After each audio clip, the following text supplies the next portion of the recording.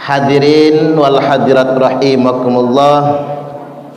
Hari ini di tanggal 10 Muharram, yakni min yaumi Asyura. Kalau bahasa Arabnya ribet, Bu. Asyura. Jadi nyebutnya Asyura. Cuman orang Jawa pinter disingkat suro. Udah dibuat singkat sedemikian rupa. Di hari Suro ini atau Asyura ini kita menggembirakan anak yatim dengan berbagi pada anak yatim. Saya doakan ibu-ibu masuk surga semua. Suami-suaminya sayang semua. Kemudian anak keturunannya soleh dan solihah semua. Rezekinya barokah. Usahanya berkah. Dunia bahagia, akhirat masuk surga. Allahumma amin, amin ya rabbal alamin. Karena yang namanya sedekah ini as-shadaqatu taruddul balaa wa tutawwilul umrah. Sedekah ini menolak bala. Makanya bulan Syura ini banyak orang punya kegiatan bersih desa, sedekah laut. Apa tujuannya? Untuk nolak bala, agar tidak ada bencana. Dan ternyata hari ini kita nolak bala, menjauhkan kita dari bencana dengan cara yang disyariatkan, yakni dengan cara sedekah. Karena as-shadaqatu taruddul bala, sedekah itu menolak berbagai macam bala bencana. Allahumma amin. Wa tutawwilul umrah. Dan sedekah ini ternyata memanjangkan umur. Mudah-mudahan ibu-ibu gara-gara sedekah ini panjang umur semua. Panjang umur dan sehat. Kalau panjang umur penyakitan gak enak juga. Panjang umur, sehat, berkah, selamat. Allahumma amin.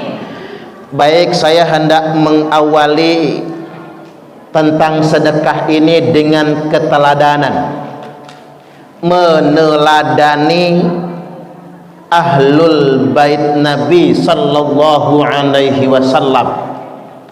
Ahlul bait itu yang disebutkan oleh Nabi satu, istri-istri Nabi. Yang berikutnya alu aliyin, keluarga Ali karamallahu wajhah. Kemudian alu Ja'far, keluarganya Ja'far. Alu Aqil, keluarganya Aqil.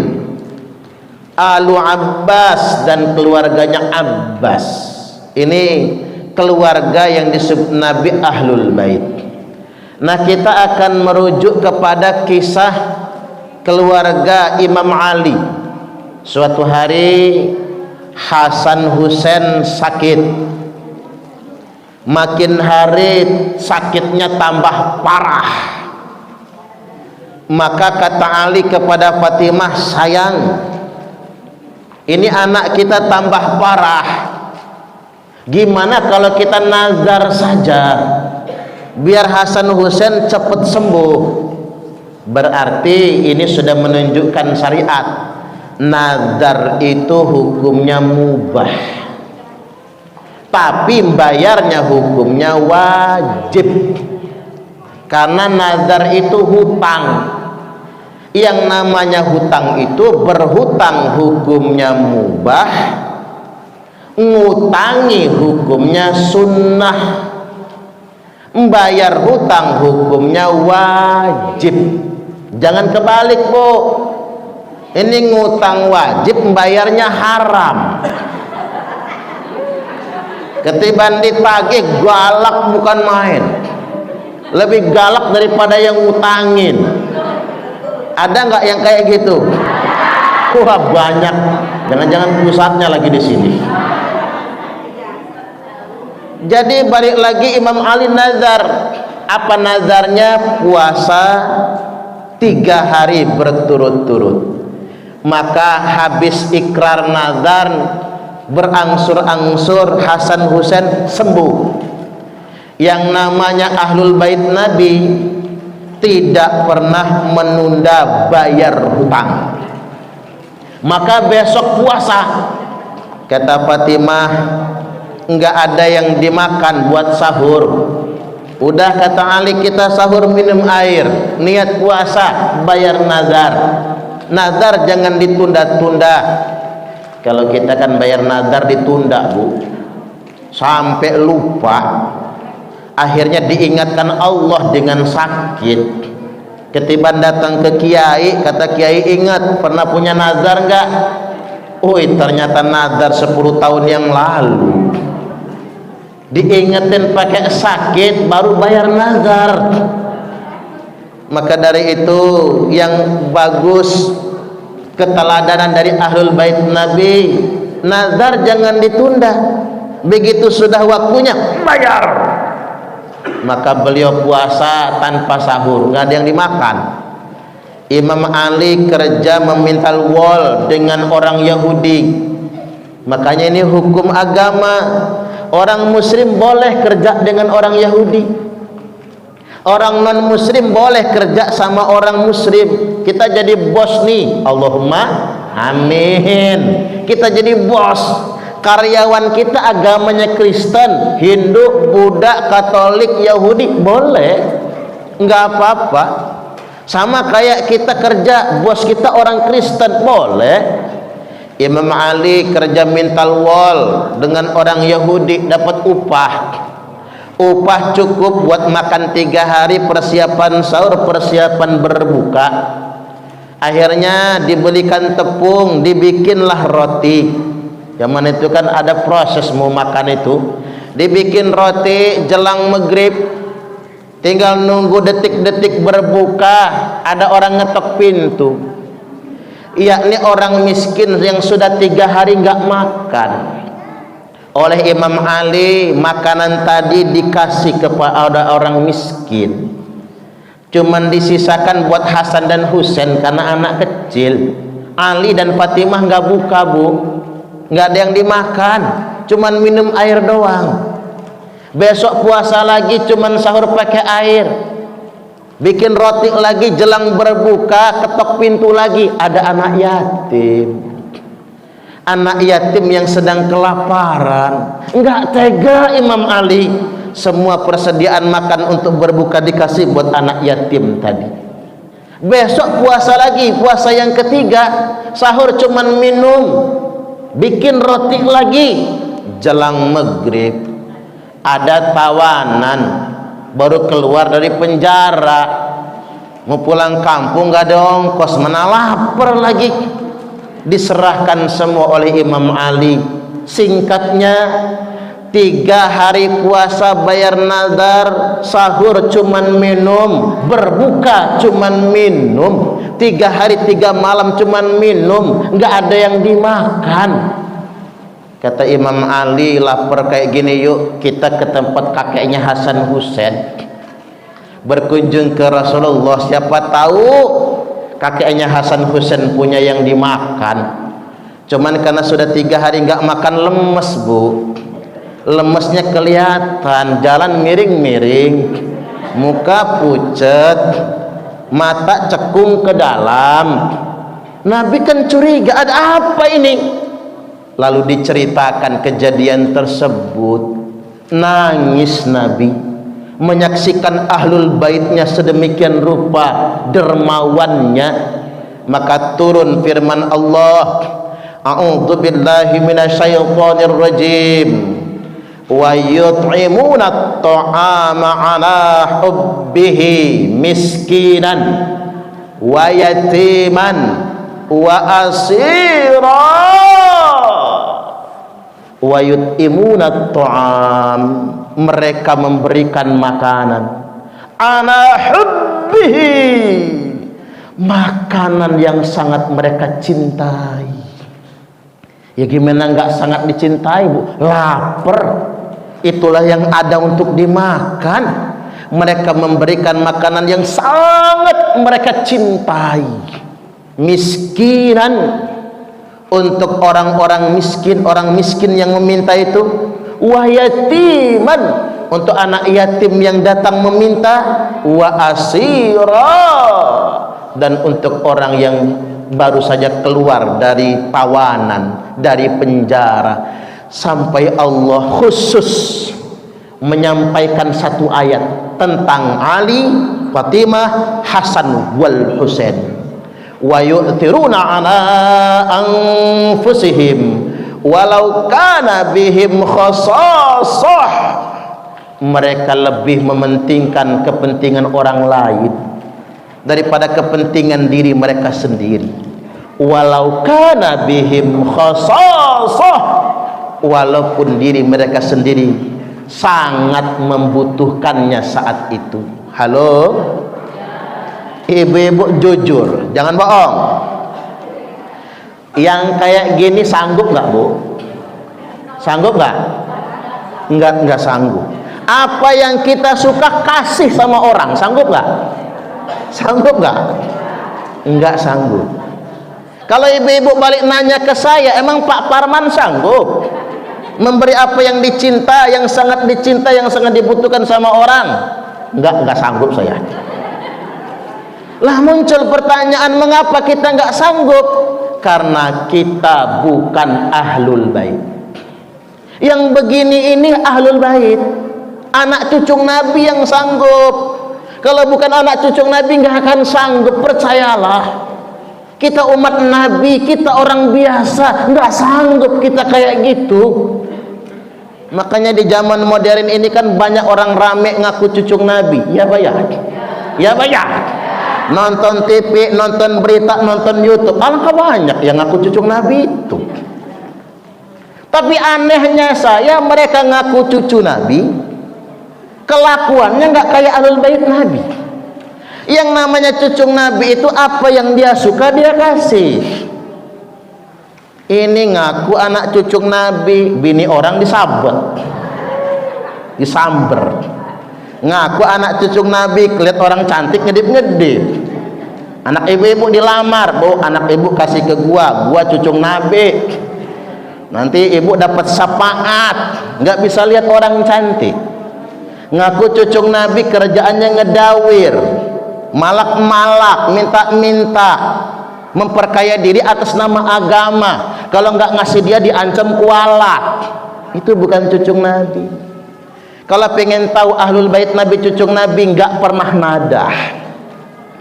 Ahlul bait Nabi haram nerima zakat. Ini saya kasih tahu nih kuncinya. Anak cucu Nabi, ahlul bait Nabi haram nerima zakat, haram ngambil sedekah, nggak boleh. Kalau pengen tahu, ini mah bukan begitu, malah minta-minta, malah maksa-maksa. Jadi kalau hari ini ada orang yang ngaku anak cucu Nabi, apa aja yang ada pada dia dikasih, kita nggak kebayar kontrakan dibayarin, nggak punya modal nikah anak bujangnya dimodalin, banyak utang dilunasin, umpama nih sakit di rumah sakit dibayarin, anak kita nunggak SPP ijazah ditahan ditebus. Entah dia cucu beneran atau bukan, anggap aja cucu Nabi itu. Mengapa? Karena mensifati hadis ini. Saya juga ingin sampaikan kepada Bapak Ibu, jangan mudah dikamuflase di zaman modern ini. Kita ini sama-sama umat Nabi, ya Pak ya. Enggak perlu ngaku cucu Nabi dengan mengharapkan privilege. Apa privilege? Hak istimewa, ada keuntungan yang dia manfaatkan. Jangan sampai sedemikian rupa. Jadi kalaupun memang ini ahlul bait, justru bebannya sangat berat. Apa bebannya? Harus memberikan apa yang dia cinta kepada orang-orang yang di sekitarnya. bukan malah membebani umat Nabi, tapi justru mencintai umat Nabi. Itu ahlul bait yang sesungguhnya. Masuk kepada keterangan berikutnya, saya jadi ingat kembali ngeliat anak-anak ini ya. Ingat kembali dengan kisah kharajan Nabi sallallahu alaihi wasallam yaumal Eid li ajli salatil Eid. Nabi keluar di hari raya, jelang hari raya. Nabi ngeliat anak-anak main bersenda gurau. Ada satu anak nangis, yang lain bercengkrama, yang lain sedang gembira, satu anak sedih. Kan Nabi heran, Nabi bertanya, ayyuhas sabi, nak, kata bahasa kitanya, ma yubkika, ngapa kamu nangis? Anak ini kemudian menjawab, dia nggak tahu kalau yang nanya tuh Nabi. Kata anak ini, inna abi mata fi ghazawati ma'a Rasulillah sallallahu alaihi wasallam. Saya ulangi, inna abi mata fi ihdal ghazawati ma'a Rasulillah sallallahu alaihi wasallam. Bapakku mati dalam salah satu pertempuran bersama Rasulullah sallallahu alaihi wasallam. Anak ini nggak tahu kalau yang nanya itu Nabi. Kemudian wa ummi tazawwajat bi ghairi abi, sedangkan ibuku kawin lagi sama laki-laki lain. Sedih dia. Bu, ada janda ditinggal mati nggak di sini? Ada. Ya, cuman sumbang saran Bu, cuman saran, kalau bisa nggak usah kawin lagi. Ini cuman saran, nggak harus, enggak. Kasihan anak-anaknya. Dia sedih. Wa ummi tazawwajat bi ghairi abi, ibuku kawin lagi. Ya, kalau ketemu bapak tiri yang sayang, alhamdulillah. Kalau ketemu bapak tiri yang jahat, anak yatim juga dimakan, ini malah petaka. Walaupun saya maklum lah, ibu-ibu itu sebenarnya setelah saya analisa, selama masih bisa tegak di kaki sendiri, milih nggak akan kawin lagi. Betul nggak Bu? Saya juga nggak mau seuzon lah sama jomblo ditinggal mati itu. Saya harus husnudzon. Aslinya jomblo ditinggal mati itu nggak mau kawin lagi. Ya bukan karena hanya terlalu sayang sama suami, bukan, takut dapat yang lebih dari itu, kapok, kan begitu. Tapi terpaksa kawin lagi karena nggak ada yang menafkahi. Ya Pak ya. Makanya ibu-ibu kalau ada janda kawin lagi ya nggak usah diomong juga, nggak usah diomelin, nggak usah digosipin, nggak usah dinyinyir. Emang kasihan Pak Aminuddin nggak bisa menafkahi, sama saya belum kenal misalnya kan. Cuman begini, selama janda itu bisa tegak di kaki sendiri, warisan ada, misalnya kan, pemasukan ada, yang peduli masih banyak. Saya yakin semua janda memilih gak akan kawin lagi. Betul nggak kira-kira? Ya kawin lagi juga repot Bu, repot. Kalau ibu-ibu jadi janda, santai. Betul nggak Bu? Bangun kesiangan oke, nggak masalah. Berangkat pengajian tiap hari bisa. Diajak ziarah Wali Songo bisa. Diajak jalan-jalan ke Aljabar bisa. Coba kalau punya laki repot ngurusin anak orang. Ini masalah makanya. Jadi sekali lagi kembali ke kisah tadi, wa ummi tazawwajat bi ghairi abi, ibuku kawin lagi dengan laki-laki yang bukan bapakku. Namanya omongan anak kecil. Cuman si bapak tiriku itu, kata dia, mengambil rumahku, memakan hartaku, sehingganya aku telantar, nggak kebeli baju baru. Teman-teman punya baju baru, saya tidak. Teman-teman bisa jajan, saya tidak. Oh begitu, kata Nabi. Kamu ikut saya ke rumah saya. Diajak Nabi ke rumah, kaget si anak. Ternyata ini Rasulullah. dipakaikan baju bagus, dikasihkan jajanan, dikasih jajanan kayak gini nih, dikasih jajanan. Kata Nabi, kamu mau punya bapak Rasulullah, punya ibu Aisyah, punya saudara perempuan Fatimah, punya paman Ali, dan punya adik laki-laki Hasan wal Husain? Ya mau dong, kata si yatim ini. Gembira dia, habis makan kenyang, pakai baju bagus, keluar bawa jajanan ke tengah teman-temannya. Teman-temannya heran, lu tadi nangis, kata teman-temannya, ngapa lu sekarang senang? Kata si yatim, gimana gua nggak senang? Saya punya baju bagus, saya punya jajanan, sekarang saya punya ayah. Loh, bukankah bapakmu sudah mati? Bapak saya sekarang Rasulullah, ibu saya sekarang Aisyah, saudara perempuan saya adalah Fatimah, paman saya adalah Ali, adik saya sekarang Hasan dan Husain. Subhanallah. Kata anak yang lain, coba bapak kami mati juga ya, biar kami punya bapak Rasulullah. Nah makanya ibu-ibu ini sudah nyenengin anak yatim. Anak-anak yatim ini jadi anak kita semua. Bahkan begini, nyantun anak yatim itu nggak harus orang miskin.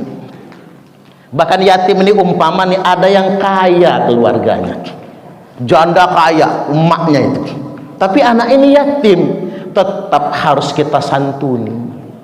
Karena mengapa? Bukan tentang berapa uang yang kita kasih, bukan tentang apa barang yang kita berikan, tapi ketika kita memberinya, anak yatim itu akan membangun kesan di batinnya. Oi, ternyata bapak saya boleh mati, tapi masih ada yang sayang dengan saya. Papa saja boleh tiada, tapi masih banyak yang perhatian dengan saya. Rasa yakin itu yang harus kita tanamkan untuk anak yatim.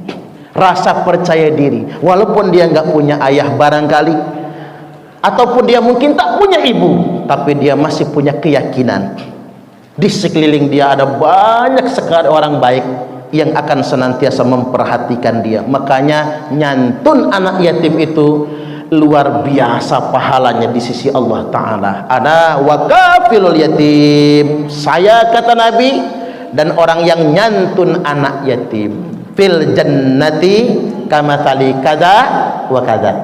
Saya dan orang yang nyantun anak yatim di surga nantinya seperti jari ini dan jari ini.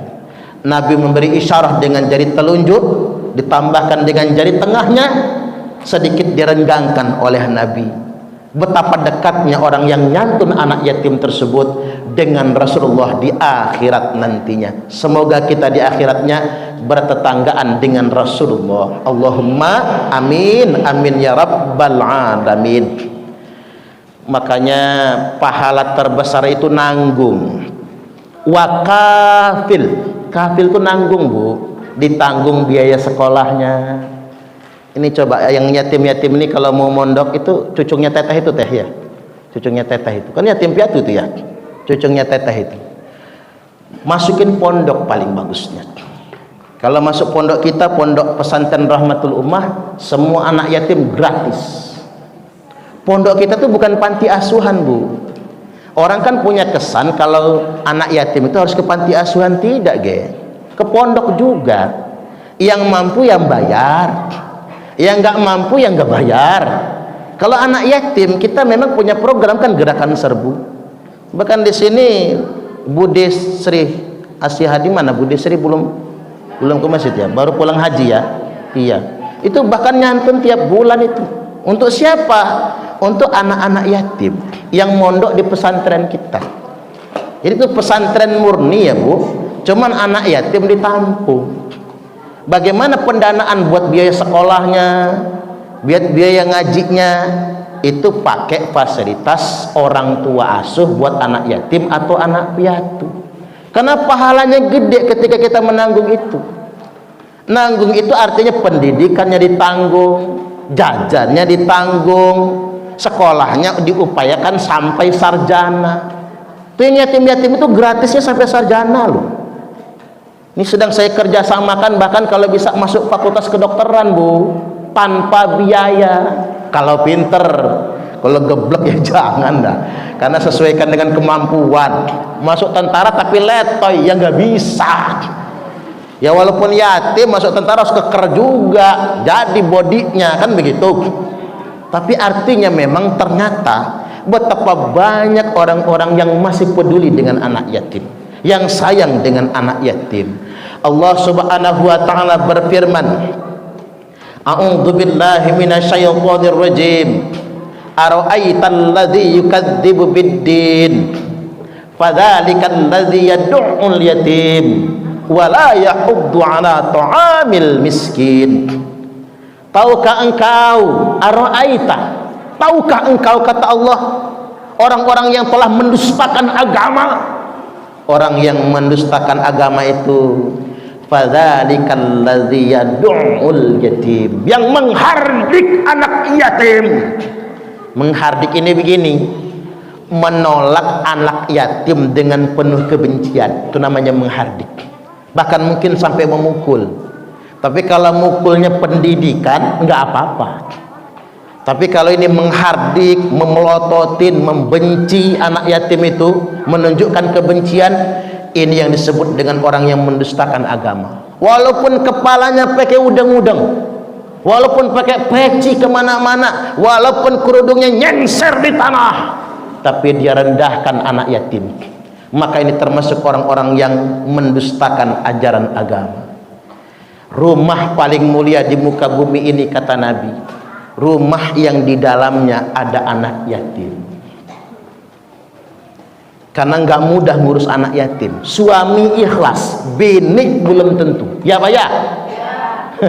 Bini, suami ke kantor, anak yatim dipelototin, makan banyak kamu. Nyari beras enggak, makan banyak. Atau kebalikannya, si bini ikhlas ngurus anak yatim, si suami ngedumel. Gara-gara ngurus yatim, tanggung jawab papah bertambah, ngeluh gawenya.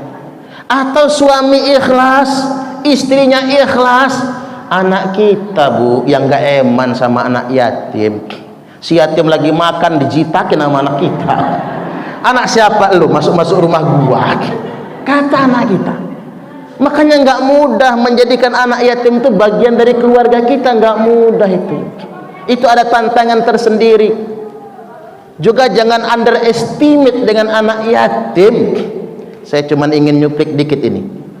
Kayak keluarganya Ruben Onsu sama Sarwenda, punya anak angkat Betran Peto. Saya cuma ingin ingatkan, Betran Peto itu, Bu, masuk dalam kategori menurut undang-undang anak di bawah umur. Menurut undang-undang, karena umurnya belum nyampe 18 tahun.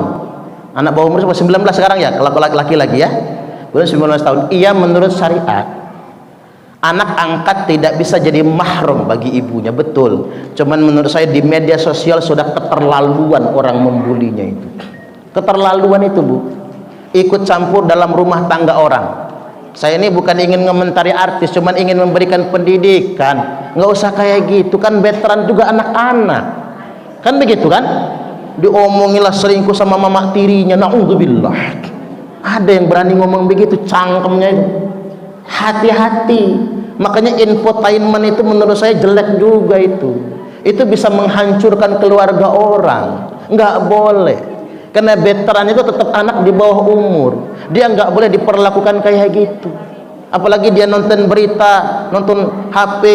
Jangan sampai ketulusan orang kita rusak dengan praduga. Orang tulus ngurus anak, malah kita prasangka yang bukan-bukan. Ingat, suuzon itu bagian dari kemaksiatan. Tidak boleh sedemikian rupa, karena nggak mudah melakukan itu semua. Saya balik ke anak yatim tadi. Yuk kita sayangin anak yatim. Kalaupun kita nggak bisa ngerumat anak yatim di dalam rumah kita, ya tadi kita partisipasi seperti yang ibu-ibu lakukan hari ini. Yuk kita partisipasi, menyenangkan, menggembirakan anak yatim. Kita titipkan mereka ke pondok pesantren. Halo, halo. Mengapa solusinya pesantren? Belajar ilmu agama itu hukumnya wajib, fardu ain. Tapi kalau belajar ilmu dunia itu fardu kifayah. Belajar matematika, bahasa Inggris, biologi, fisika, ilmu umum itu fardu kifayah. Ada yang belajar matematika silakan dalemin, ada yang belajar ilmu kedokteran silakan dalamin, fardu kifayah. Tapi kalau belajar ilmu agama itu fardu ain. Semua orang wajib belajar diniyah, belajar syariah, itu wajib hukumnya. Dan orang Islam kaya semua. Islam ini belum tentu terjaga, ya Pak ya. Orang Islam jadi pejabat semua, Islam belum tentu terjaga. Karena agama tidak dititipkan kepada orang kaya, agama tidak dititipkan kepada penguasa. Kalau agama ini dititipkan kepada penguasa, sudah lama Islam tenggelam. Gimana nggak tenggelam? Kekuasaan kan silih berganti. Nggak ada orang berkuasa dia terus, nggak ada roda berputar, ya Pak ya. Apalagi kita pernah dijajah Belanda, Bu. 3,5 abad kita dijajah Belanda. Yang Belanda itu punya misi apa? Glory, gold, gospel. Itu kalau agama dititipkan kepada penguasa, sudah hilang ajaran Islam ini. Karena 3,5 abad dijajah Belanda. Agama tidak dititipkan kepada penguasa, tidak dititipkan kepada orang kaya, tapi agama dititipkan kepada orang yang berilmu. Makanya pewaris agama ini ulama. Hadisnya sahih, wa innal ulama'a warasatul anbiya. Sesungguhnya ulama itu pewaris para nabi. Jadi yang mewarisi agama, yang mewarisi ajaran Islam, orang alim, orang berilmu, orang yang berilmu atau ulama. Halo? Kalau alim orang Indonesia itu, Bu, alim itu ngelihat cewek nunduk, rajin sholat, rajin puasa, alim kata orang Indonesia. Itu bukan alim, Bu, abid, ahli ibadah. Yang dikatakan alim itu orang berilmu, menguasai ilmu agama. Itu yang disebut dengan alim. Jamaknya ulama. Itulah yang dititipi menjaga agama ini. Makanya kalau ada anak-anak kita mondok, jangan lupa nitip anak tetangga mondok, anak saudara mondok, nitip uang jajan. Mau berangkat ke pondok ya? Iya, nih uang jajan, bantu anak mondok itu. Karena ngapa? Ini nitip untuk bekal kamu nuntut ilmu, karena kamulah nak yang jaga agama ini. Jadi yang menjaga agama itu orang berilmu. Jadi karena kita nggak bisa lagi, Bu, kita kan cuma bisa ngaji kuping, betul nggak kira-kira? Ngedengerin ceramah masuk kuping kanan, bablas kuping kiri. Sampai rumah ditanya tadi pengajiannya apa? Apa ya? Kok lupa kan begitu? Kalau kita ini masuk kuping kanan, bablas kuping kiri, apa yang disampaikan berkali-kali di pengajian juga lupa. Maka anak-anak kita, enggak anak kandung kita, Bu, anak tetangga. Enggak anak tetangga, ya anak saudara. Makanya sumbang saran saya, kalau anak yatim mondok. Kalau ke panti asuhan gratis mah gratis. Cuman belajar agamanya kan tanggung. Ujung-ujungnya sekolahnya SD, SMP, SMA kan? Ya saya nggak mengabaikan begitu saja, tidak. Cuman kalau masuk ke pondok pesantren, dia menjadi ahli ilmu alat, ngapalin Quran, syukur-syukur 30 juz. Allahumma amin. Ditambah lagi anak-anak kita nanti ngaji fikih, usul fikih, memahami agama secara mendalam. Karena mengapa? Kalau punya anak yang ahli ilmu ulama, maka derajat kemuliaan orang tuanya pun akan selalu terangkat. Kalau sekedar punya anak yang berpangkat, selesai masa jabatan, selesai penghormatan. Tapi kalau kita menjadi orang yang berilmu, ilmu nggak akan pernah hilang. Sudah mati pun tetap dikenang orang. Itu yang namanya ilmu. Maka saya dorong, ayo anak-anak kita ini kondisikan dari sekarang, masukkan ke pondok pesantren. Kemudian yang berikutnya, orang yang mendustakan agama itu wala yahuddu ala ta'amil miskin, yang enggan membagi makanan untuk orang miskin, tidak menganjurkan. Kok kalimatnya makanan ya? Ini unik, karena kalau bagi duit bisa gede, tapi kalau bagi makanan, beras sekilo bisa dimasak, itu bisa jadi berapa bungkus, ya Pak ya? Makanya orang Indonesia ini Bu, kayaknya bakal masuk surga semua kayaknya. Amin. Karena orang Indonesia ini paling demen sedekah makanan. Buktinya apa? Orang Indonesia paling hobi besekan, ya Pak ya? Itu kan sedekah makanan. Bahkan apa aja orang Indonesia ini yang diurus adalah urusan makanan. Hamil, saking syukurnya among-among. 4 bulanan bikin nasi urap, among-among.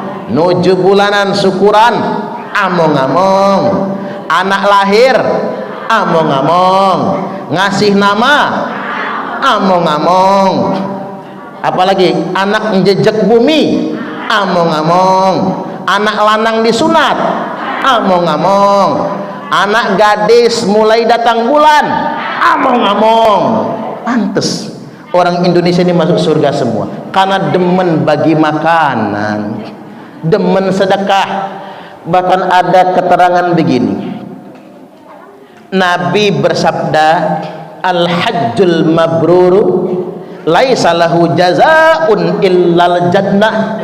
Haji mabrur itu tiada lain tiada bukan balasannya kecuali pasti akan dapat surga. Lalu Nabi ditanya, man hajjul mabrur, mal hajjul mabrur ya Rasulullah, apa sih haji mabrur itu? Nabi menjawab, it'amut ta'am. Haji mabrur itu rajin-rajin bagi makanan. Enggak disangkakan Bu, ternyata haji mabrur itu bukan kemana-mana pakai peci haji, bukan. Ternyata haji mabrur itu bukan kemana-mana bajunya putih terus, bukan. Tapi haji mabrur itu adalah orang yang rajin membagi makanan, it'amut ta'am wa tibul kalam, bagi-bagi makanan dan kata-katanya manis, kata-katanya tidak menyakiti. Halo? Makanya ibu-ibu yang sudah berangkat haji, pulang haji, ingat hati-hati sama cangkem. Jangan sampai menyakiti hati orang, jangan sampai menggores perasaan orang. Hati-hati dengan kata-kata, karena ciri haji mabrur akan dilihat dari kata-katanya dan kedermawanannya.